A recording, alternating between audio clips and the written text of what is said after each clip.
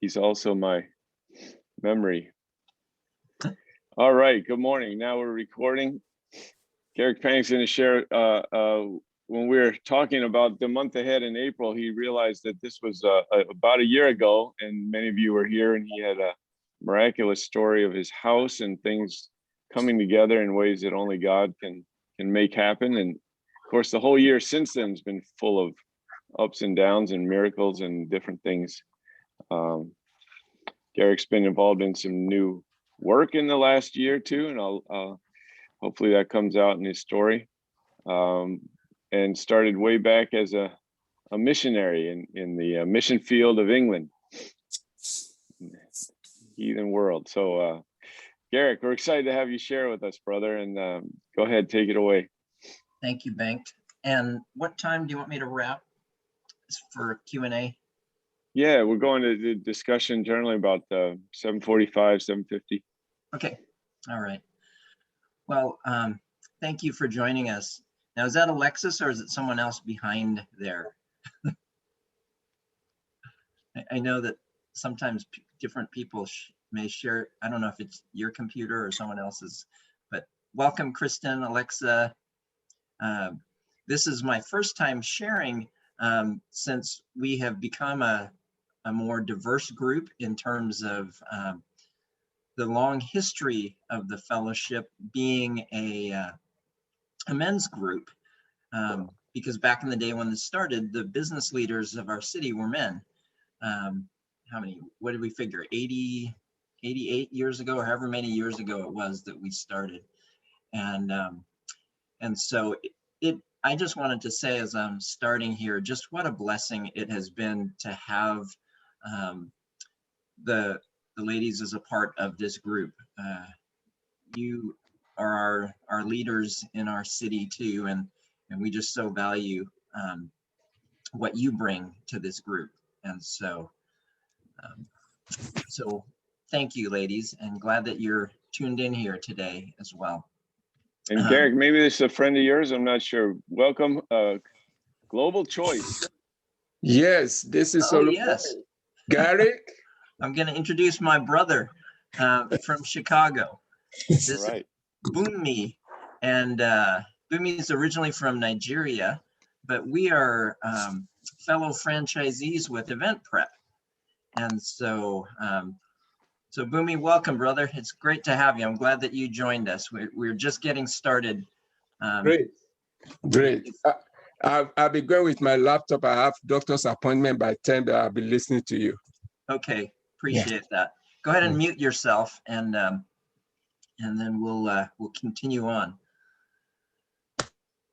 But so many of you have not heard much of my story. A lot of you have. And so I thought I'd just share a little bit. Bengt shared some of what my background and history is, but my initial plan for life, if you will, was to be an attorney. I wanted to go to law school. Since I was young, I had used to watch Perry Mason. Some of you remember that show, and my parents obviously thought I would be a good attorney. I was on the debate team and all those different things that one kind of thinks that would make you good at that vocation.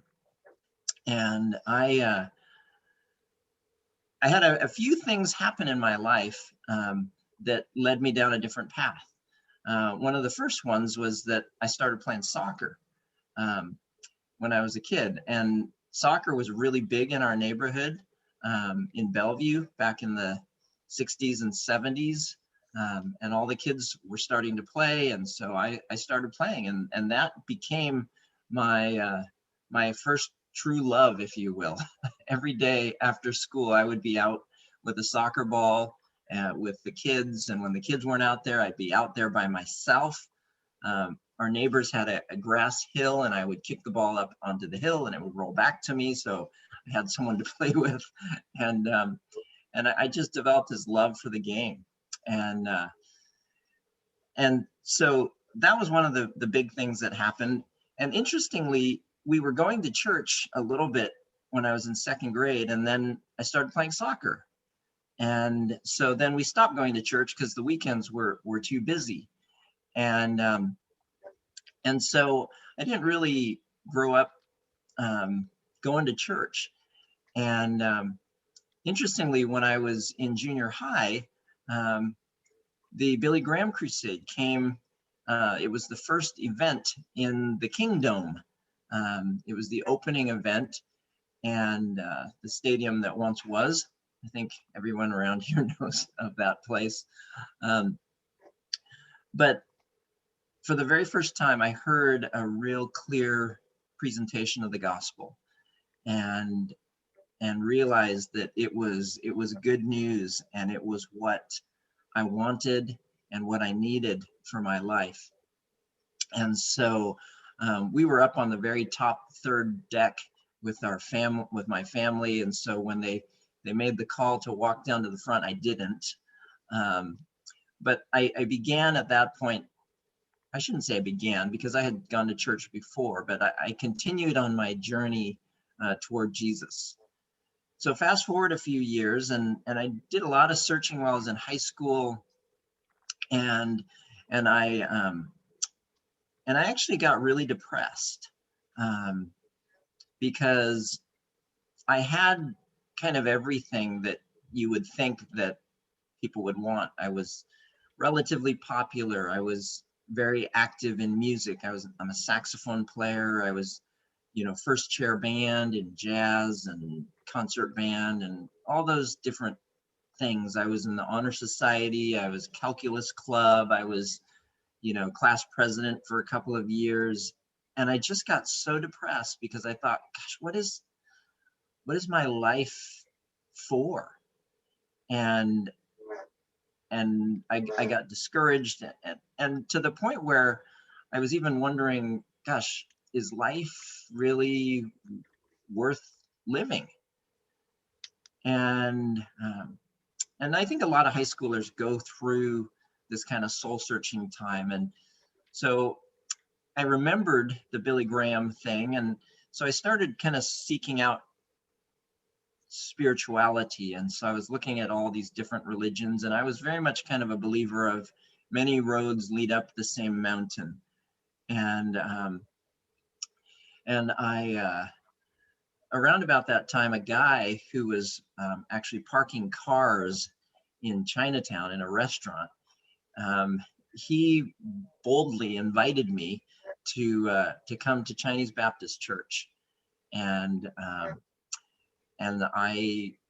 was having dinner with my family, but I got his contact information and started attending church there. And it was kind of interesting because I grew up in Bellevue, and when I got to that church, I felt like in one way I was home, because I felt completely welcomed by Jesus, and the people welcomed me as well.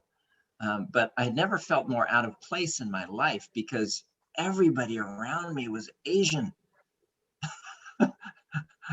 I sat in the back of the church and I looked forward, and it was just all black heads in front of me. And this was a weird experience for me, having grown up in the suburbs of Bellevue, because I was one of the few ethnic minorities at the time in Bellevue. Bellevue is probably about 40% Asian now. But anyway, it was very, very interesting just finding that out. And then I was making my plans to go off to college, and looked at going to Harvard and Stanford so that I could pursue this law career or whatever. And God opened the door for me to have a tryout with Seattle Pacific University, which had this incredible soccer team. And I had gone to soccer camps for many years up at Whidbey Island, Camp Casey. And Cliff McGrath recruited me to come and try out with the team. And so rather than going to those other big name schools, I ended up going for a tryout at Seattle Pacific. about a month before school started, I went to training camp on Whidbey Island, a place that was familiar to me. And I still remember the day that they had started, we had like 3 days of training camp, and then there was postings in the cafeteria wall as far as who was cut and who wasn't.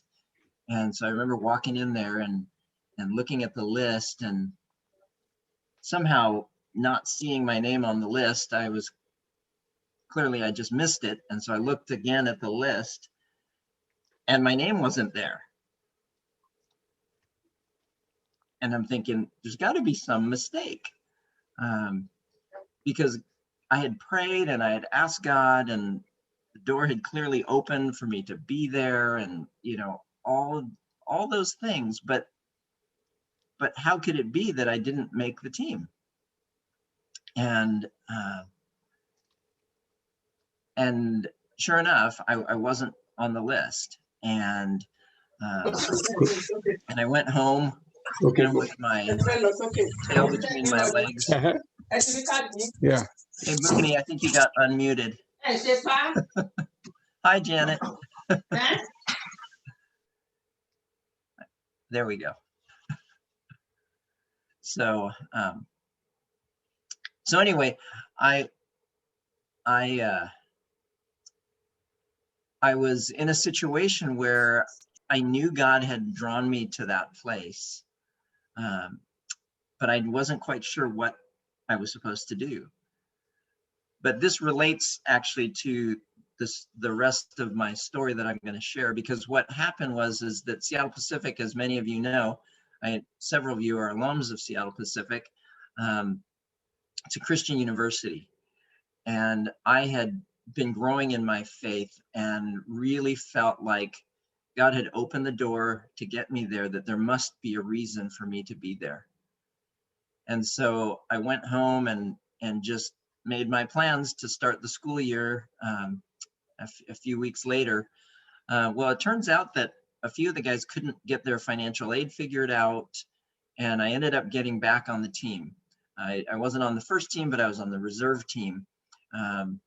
Ended up playing for a couple of years with the reserve team, and had an opportunity to run track as well. So I was a biathlete there, and just really enjoyed my time. But one of the things that happened is that every summer while I was at Seattle Pacific, I went on a summer mission trip. The shortest one I think was 10 days, and the longest one was like 3 weeks. But it really, I began to see the world in a very different way. I went my first year to Ecuador and Peru. The second year I went to Haiti and Puerto Rico. The third year I went to Hong Kong, mainland China, and the Philippines. And then the last year I went to Austria, France, and England. And God just opened my eyes to not only the rest of the world, but to see that the message of Jesus is universal. And it doesn't matter if you're somewhere in France or if you're somewhere in the Philippines, that people are people, and we all have similar types of needs and wants in life, similar disappointments and heartaches, and that the message of Jesus was universal, is universal, and it is good news. And so just really God began working in me. And so when I finished my undergrad studies at Seattle Pacific, I rather than jumping straight into law school, I thought, well, I'll work a couple of years, because I had heard that was a very good thing to do. So I actually got a job at the university. I worked in the admissions office, and in the admissions office, I was the only single guy in the office, and there was a conference that we were given an opportunity for one of us to go as a representative of the university. So it was on their dime. I flew into Chicago. Bumi is there. I flew into Chicago on Christmas Day because the day, and I've been in many airports working as a recruiter for the college, but I'd never been in an empty airport, especially Chicago O'Hare. And there was nobody there because it was Christmas Day. And I, the next day, went to a week-long conference called the Urbana Conference. Some of you are familiar, it's something that InterVarsity does. But our opening night speaker was Billy Graham. And our closing night speaker, some of you remember Tony Campolo. And throughout the week, I mean, we just had these amazing speakers and things. And on that last night, Tony Campolo challenged all of us in the room to commit ourselves to world mission.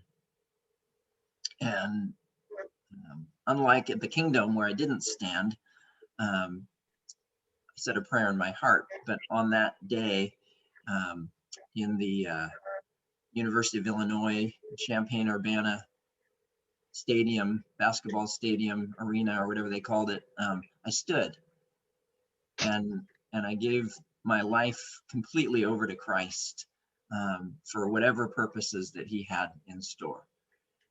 And I came back, and I don't believe is any coincidence, but a week and a half later, I got a call from a guy who I had traveled with twice, the guy who took me to Haiti and who also took me to Europe.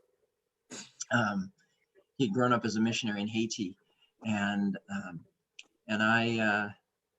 he said, "You've been on my heart and mind, and I want to invite you to come and join our soccer ministry because we're planning to plant the first overseas office of our mission. And I want you to be part of the team." And it was as if it had all been set up. God has a plan. So I ended up on that team that went to Europe, and we ended up, as Banks said, starting our ministry in England. Now 31, 32 years later, Ambassadors has missionaries in 28 countries, I think 300 at last count, doing ministry through the sport of soccer. And in total, I've been in 25 countries around the globe, sharing the good news of Jesus through the international language of soccer. And so just had an amazing experience with them. Came back, got involved in a church, and started pastoring, and went to seminary along the way, and have been a pastor now. I can't even believe it when I say this, but for 26 years. I'm pastoring a small church up in Everett still, just part-time. But I was on staff at Overlake for a while, big mega church. And so I've been at church plants, big, small, everything in between. And Delta, my church now, is a smaller congregation on the north side of Everett. And all along the way, God has had his hand on me, and he's guided me and led me. I worked for almost 10 years with Stronger Families, which is a ministry that was working at the time with the military. And my dad, having been in the National Guard and served active duty during Korea, the military is near and dear to my heart, and I just loved that ministry. And it took me all over the world, actually, teaching seminars. I've been on 46 different military installations, teaching relationship seminars to make families stronger, military families stronger, and also working with first responders. It was just an amazing experience for me. But I also realized that living in the Pacific Northwest, that I was kind of going backwards from a financial perspective, that things were really tough. to make ends meet, working as a mid-level guy at a small nonprofit, and part-time as a pastor. And I decided to start my own business, which was crazy. I was in my mid-50s, but I figured, you know what, now or never. And so I jumped in and started my own business. We bought this franchise with Event Prep, and as it's a global full-service event planning company, and it was going really well. God was blessing it. We had done 60 plus events in our first year, and many of them. And the connection is that these military retreats that I was doing, we started planning them, and so all the front end logistics with the catering and the hotel accommodation and all of those different pieces, meeting space, and so we did over 60 events our first year, which, if you can all do the math, it's more than one a week. And we had this big event planned, 20,000 people in the city of Los Angeles. And then we're going into March, which was our 1-year anniversary, and everything shuts down due to COVID. The entire business just, those of you who remember the record player, right? Everything, the music was playing fine. All of a sudden you hear this, that screeching noise with going across the record player, and everything ground to a halt. So the reason that I offered to share today is that April 1st is the day that we closed on the purchase of a new house. But I wanted to share a testimony of God's faithfulness in that. So in order to do that, I'm going to back up just a few months. And September of 2019, we were moving forward with the plans to start this business. And we were thinking that we might move out of the area. We were thinking about North Carolina, actually, because we could sell our home and get a good home over there, and not have a mortgage, and not have to be just struggling. We were in a 1,600 square foot Rambler.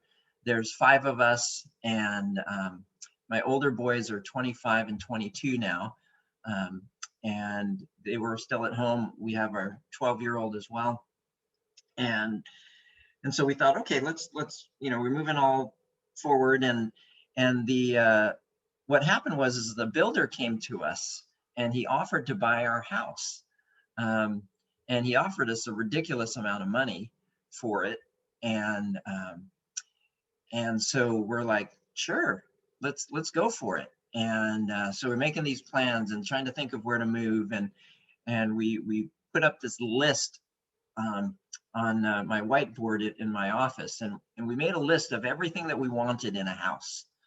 We had a list of what we referred to as our required list and our desired list. And I remember from my soccer ministry days, we had done this as well. And when God found the location and the country for us to live in our soccer ministry, God not only met everything on our required list, he met everything on the desired list as well.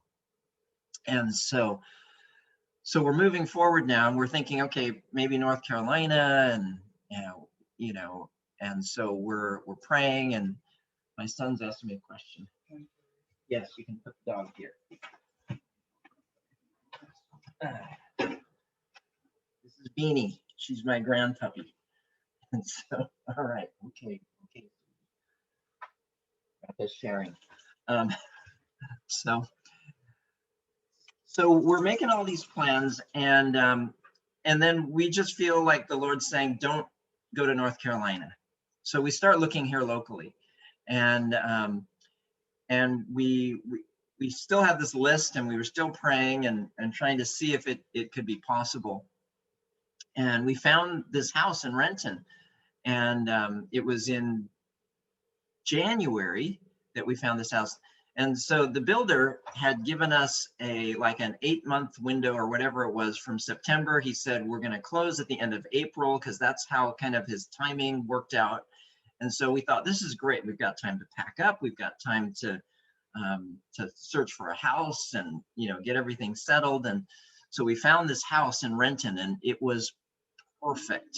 I mean, it was everything that we had wanted. It was everything. And we looked at that list, and it was everything. And so we put down a down payment on the house, and we started moving forward with this. Now, the only thing is that they had a preset closing date, and it was the end of March. Okay, and so we were closing on the sale of our house at the end of April, and so it was one of those things where there was an overlap between when we'd get the money for our house and when our purchase had to happen of the new house, because it had that preset date. So fast forward now into March, and I had secured funding. It had to all be private money because we just started our own business, so we didn't qualify for any conventional products, and so we're all set. Closing date was the 27th of March, and some of you remember March 15th, Governor Jay Inslee shut down the state of Washington. The following day, there was the headline on the stock market was largest drop since 1987 or something like that. And you may recall this roller coaster. On March 23rd, Monday, the week that we were scheduled to close, I got this email from our builder. Market conditions causing margin erosion. Hi, Garrick. I'm very sorry about this. We are not going to move forward on the purchase of your home on 4/30. It's due to margin erosions, predictions that make it a loss of profit house. I was already tight when buying it, but expecting some upside. Now we are into downside. Banks are requiring more cash for construction loans, and we have 30 plus lots to build out still. I'm very sorry this has to go down this way. I will be available to talk tomorrow about it, blah, blah, blah, with regret, the builder. And here we were thinking, oh my gosh, what are we gonna do? And I talked to about a dozen real estate brokers. Half of them said the market's gonna tank worse, get out while you can with your shirt. The other half were, well, market conditions are still strong. This COVID thing should blow over, blah, blah, blah. The market is going to be fine. So don't fret. You should be able to still, sell your house. And we didn't know what to do because the situation we were in. And I remember that was Monday. On Wednesday, I was walking through the kitchen of our old house, and I heard a voice. And I don't hear voices very often. Actually, I wouldn't say that it was a voice. I just heard, do you trust me? And I actually didn't realize it till I was sharing this morning, but it was the same voice when I didn't make the soccer team. And my answer back was immediate to this voice. My answer back was, yes, I trust you. I trust you completely, but I don't trust COVID. I don't trust the markets. I don't trust builders. I don't trust, and my list went on, and I heard it again. Do you really trust me. And I remember I stopped walking through my kitchen and I thought about it. And I said, I really trust you. I do. And this peace washed over me. And when you read in Philippians about the peace that surpasses understanding, I thought, this is what that is. Because everything, COVID, the markets, the house situation would lead me to total anxiety. But I had perfect peace. And I didn't know what I was supposed to do, but I was kind of wandering around thinking, okay, what are we gonna do? We prayed. We enlisted a lot of people to pray, and on Friday, that was the day we were supposed to close. We were supposed to wire money, but we couldn't wire the money because of COVID. Markets and everything was all shut down. So we got an extension through to the next week so that our closing date would now be April 1st. But I still didn't know if we were going to go forward. And so I was thinking about my dad, and I had lost my dad in 2009. And I'm like, Dad, I wish I could talk to you because Dad would know what to do. And I remembered that when my dad passed, God brought all these amazing men into my life who were older and more mature and had great wisdom. And one of those people was a guy whose son I had coached when I was the soccer coach at Northwest University. And so I picked up the phone and I called Gary. And I hadn't talked to Gary in like 6 months. And he answers the phone and he says, hey, he says, I was just praying for you this morning. Linda and I were praying for you. How's it going? Are you in North Carolina? What's happening? And I shared all of it with him. And he had also been a builder. He was the project manager, I think, on that whole Cedar Park project, and just amazing man of God, man of faith. Anyway, we talked everything through, and we talked about just how this house was everything that God had for us. And I realized that God had opened this door for us to be in this house, and that we were supposed to move forward. And so we trusted in the Lord, and we moved forward on it. We closed on the purchase on April 1st. And there were so many things that happened between then. And I mean, I'm kind of run out of time, but there were so many things, and God brought us a buyer. And my sons were all kind of lamenting the fact that our home that they grew up in was going to be bulldozed by a builder. And we talked to builders, we talked to all these different people, and ended up being purchased by a young couple. He'd gone to Bellevue High and University of Washington and was now playing for the Indianapolis Colts. And he and his young bride bought this house from us. And they're not bulldozing it, but they're fixing it, and they've completely gutted and remodeled it. And our old house is still standing today. But we ended up closing on May 11th. So it was 12 days after our originally scheduled closing. God provided. And it was an amazing testimony of his faithfulness. And we were so grateful. And I'm just going to share this one last thing. When we went to the house for the first time, and Anna told me this after we moved in, or I can't remember if it was after we moved in or whatever, but the area above the hood fan, some of you I may have shared this with, it has this kind of triangular shaped thing. The vent goes outside, but there's this thing. And she said,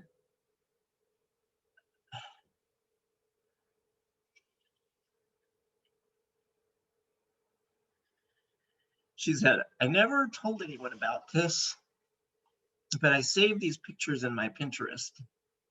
And I asked God, I said, Lord, if I could just have this, it would be really cool. And it was that exact picture of what she had asked the Lord for. Come on, brother.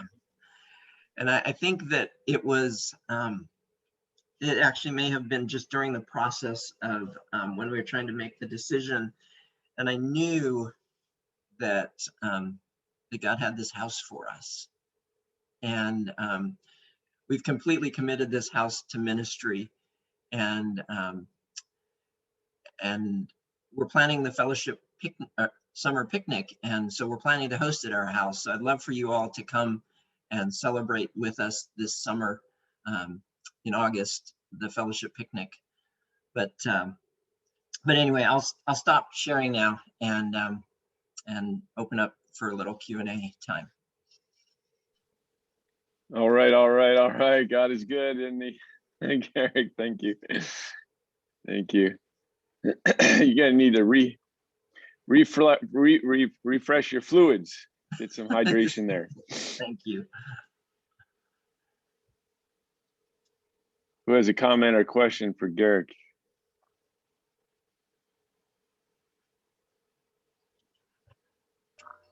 Garrick, real quick, your soccer collegiate time, was that at Northwest University? It was at Seattle. Oh, my coaching career, yes, was at Northwest University. But you played at SPU. I played at Seattle Pacific, yeah. And 3 out of the 4 years I was at Seattle Pacific, we won national championships, actually. So it was quite a team. I didn't make the first. I played the first 2 years on the reserve team, and it was actually in my 3rd year that I was. The coach really wanted me to step up into the first team, but I wasn't getting any scholarship money, so I opted to become an RA. They called them peer advisors at SPU, which paid for my room and board. So I actually made the decision to do that instead of play soccer. But my soccer career has continued. I still, pre-COVID, I was playing 3 times a week. I'm back to twice a week now. Be 57 in May. But it's when I'm at soccer, Anna says, "Oh, he's at his therapy session," because it really is that for me. Clears my head and really helps me. You might want to share what happened in England, who you met while you were in the mission field. Your wife. Oh. Oh. Only the most important person. Yeah, I thought, is this some famous athlete? And but yeah, when I was on the mission field in England, so for those of you who haven't met Anna, she speaks with this beautiful English accent, but she is full-blooded Italian. So just don't cross her, because she speaks in this very sweet English voice, and everybody, of course, thinks she's all very sweet and sophisticated, which she is that, but she's full-blooded Italian, and she is, as some of you heard, she's on her way home as we speak. And so anyway, she's incredible. We met there. We had very similar to a military marriage, actually, in that we met in this location. 6 months after we were married, we had a permanent change of station. We moved to Seattle, and where we were closer to my family, and I was working on a project with the World Cup. And so I was gone every other week. So it was a lot like the military. And it was not a good way to start a marriage either. But we just, on March the 6th, while she was in Italy and my son and I had just returned from Italy, we celebrated 28 years of marriage. So we made it. And we're more in love today than we've ever been. And it's a fun place to be at 28 years. You never made it. We made it to here, to this point, this far. the journey continues. Garrick, I just want to say thanks. I always appreciate your sharing. I know for you and me in this room and in life, it's been, I don't know, 15 years, whatever it's been, but there have been over the years of friendship and fellowship and just life together, two things have always stuck out with me, and I just want to thank you for that. And that's the one time you spoke back years and years ago to the group when we were meeting live about your relationship with your wife and your one-liner, which is so appropriate. Are we fighting for our spouse, and whatever the battle might be, fighting for them? Okay. And I've always remembered that. I don't know, it was probably 10 years ago, I'm guessing, maybe when you talked to your story on that one. And then I also remember that you brought the youngest member to the fellowship, your boy. And how old was he when you brought him? 3 months? Yeah, he was just a couple of months old. And he's 12? He's 12 today. Yeah, awesome. It is incredible. Yeah. Well, So, thank you, Alan. I do have you to blame. I mean, thank. Yeah. Over the years, I've invited a lot of people into this group, and I think you're stuck longer than anybody. So, yeah, my apologies, my friend. My apologies. Yeah, apologize to the group. This has become,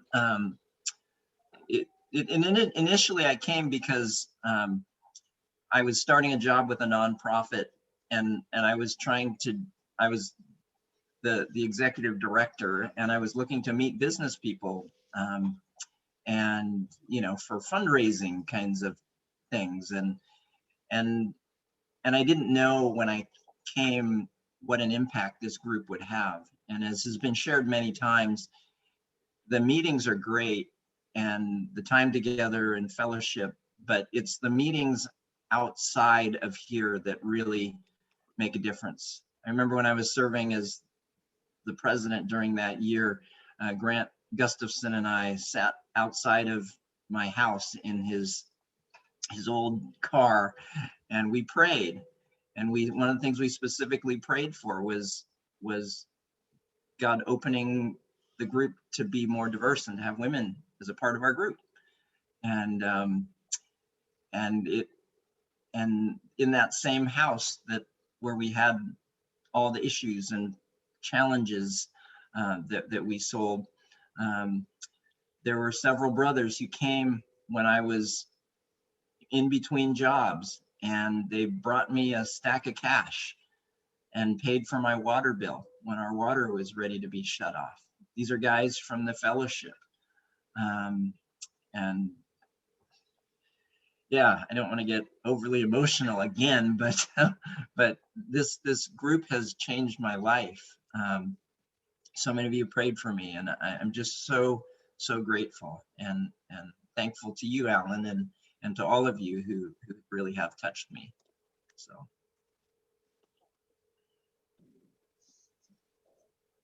Hey, Garrick, it's Jack. Oh, go ahead. Oh, no, I just said amen to that. Oh, before you go, Jack, Elisa has been an important part of my life since July, when she and Dan Wiggins came and shared with us. Dan, the co-founder of Orson, which is a company that's going to transform the entire industry with regard to hearing aids. They were in the process at the time of raising funds, and when they shared, I just felt compelled, I mean, literally compelled to try and see if I could help them in any way accomplish their mission. And long story short, I'm now on the team with Orson to try and help with this global mission of reaching 500 million people and bringing them hearing. Yes, Christopher. So you put your hand up to your ear there. So I'm excited to be a part of that team, and I'm grateful for Elisa and that as well. Garrick, we got a lot of guys that have been consistent, but you've really been consistent with the fellowship for a long period of time, and that continuity bodes well. It bodes well for all of us. It makes us feel threaded together, and And I really appreciate it. I mean, you've brought people as well for years and years and years, but certainly the continuity and sometimes there's that quiet moment where we have somebody downtown, or there's a quiet moment where there's a void, and you fill it, with your spirit. You'll step forward, and I really appreciate that about you. And so you just absolutely you're just invaluable to me from that standpoint. So I wanted you to know that, because you might not have known that. And then I wanted to say, you brought a lot of really cool, for a period of time, at least a few cool, really soccer guys that were professionals to come and speak. And that's when you were a chaplain of the soccer team for Seattle. Do I have that right? That's right. Yeah. For a season, I was able to have the privilege of ministering to those guys, and what a great bunch of people. And funny story there too, that I'm now on a regular podcast with Michelle Mendoza, who was the host of Live from Seattle on KGNW 8:20 a.m. The person who took her place when she left is the current chaplain for the Sounders and the Mariners, Tim Gatos. And but anyway, I now do this weekly sports podcast with her, and that's really crazy and fun. So God opens a lot of strange doors in different ways. Yeah, you are the man for all seasons, it sounds like. Thank you, Jack. Those are really kind words.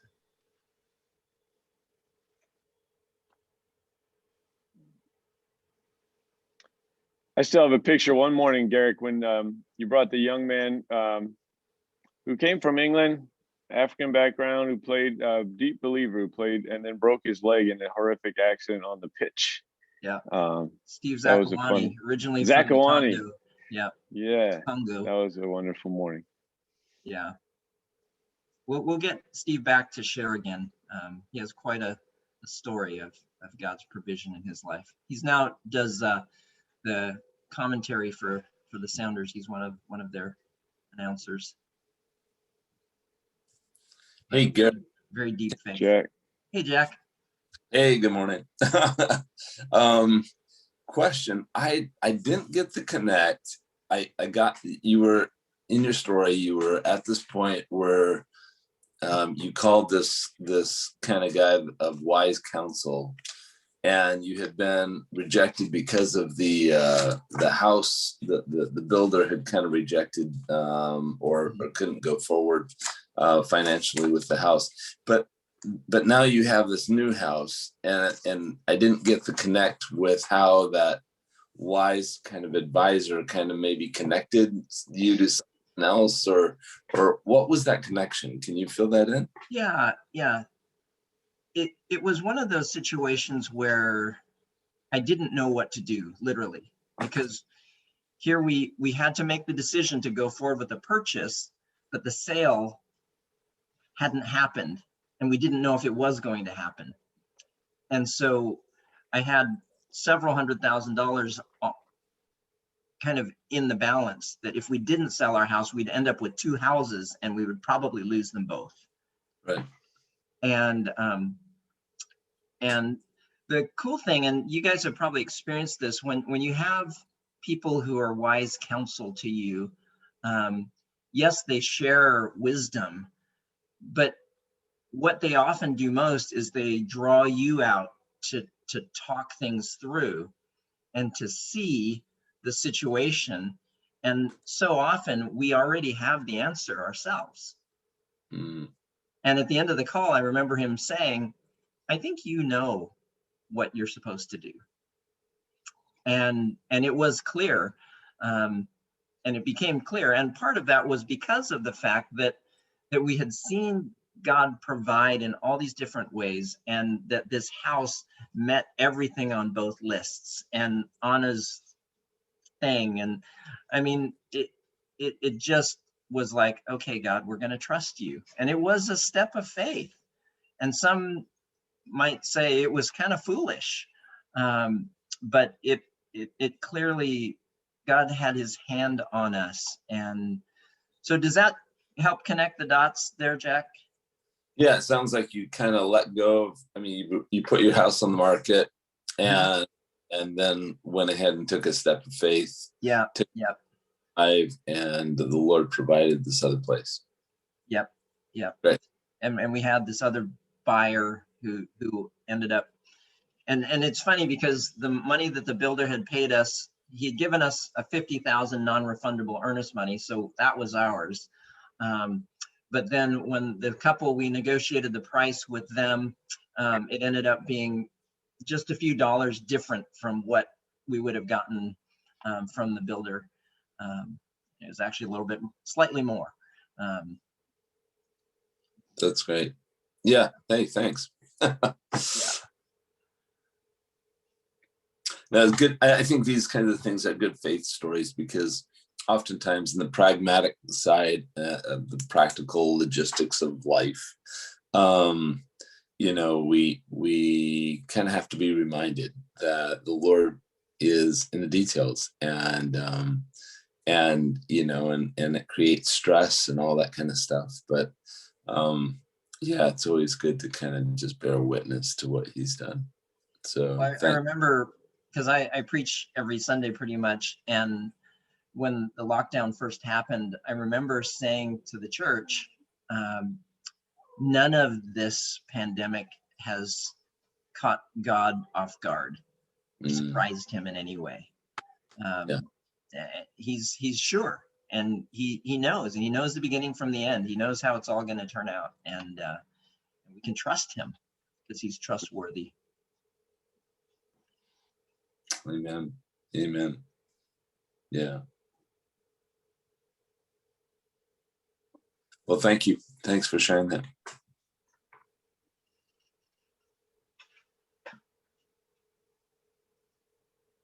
Anyone else have a thought? It's good you listen to him, Garrick, because I remember going through this. I remember this was part of fellowship prayer for many weeks and many weeks. And I'll have to admit, you know, I'm glad I didn't really speak this, but thinking in the back of my mind a few weeks in a row, like, I don't know, just what you said, it probably seemed foolish from the outside. It's like, what's Garrick doing? I don't know if that's, you know, really the wise thing. And probably good you didn't listen to some of us. It's okay. I had many friends who were like, I don't know. They just weren't sure if it was something we should do. And that's why we felt so torn. And but when we decided, it was like, okay, this is, yeah. And I have this, you know, whole list of all these different things that just happened that were just other confirmations that this was the right thing. So,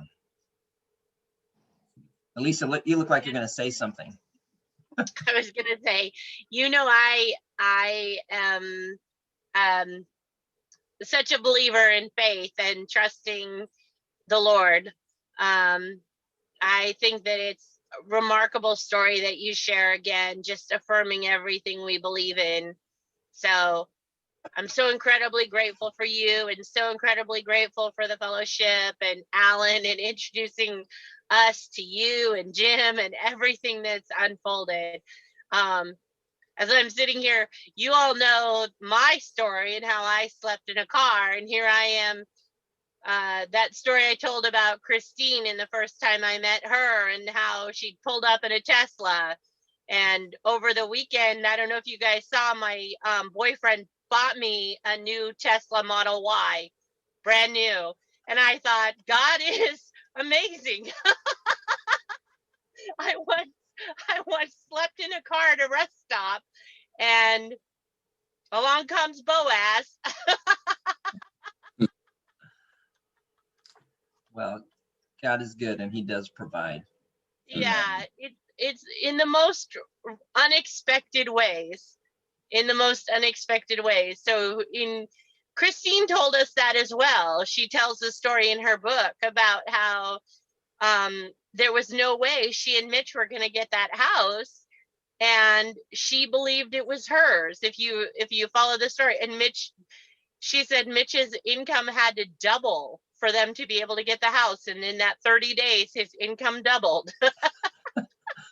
Well, There isn't anything beyond God's ability to provide and amen. care for us. Yeah. Well, I'll give a shameless plug for tonight. Like, it doesn't have to be shameless, I guess, because it's not my deal. But the Anchor, which many of you ladies are part of, and some of us guys are part of too. But tonight at 7 p.m., the Anchor at Home, you can just Google Anchor at Home or search in YouTube and you'll be able to go there. But Christine Sewell is going to be one of the people sharing tonight. And so nice. it's Nice. gonna be good. So just remember, God is our anchor, and you can watch it from home. So just type in YouTube Anchor at Home, and it'll be up. I was going to tell you too, Garrick. I didn't mean to interrupt. Alan also triggered a series of events. Aside from the fellowship, the women's, we've got a signatory group. And we pray together daily. And we have a text thread. And Alan was the impetus for all of that too. So all of these women who went to a retreat together, we now share our lives on a text thread. And I invite the other women in this group too. We've bonded in the most profound ways. And again, it all originated with this group and meeting Alan, all of it.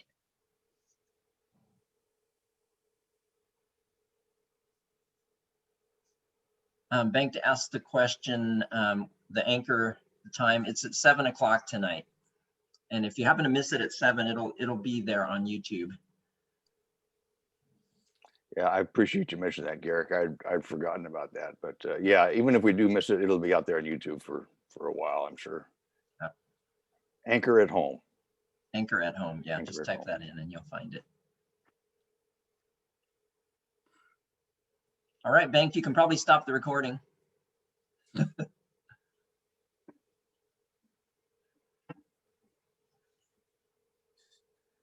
Thanks everyone for the kind comments as well.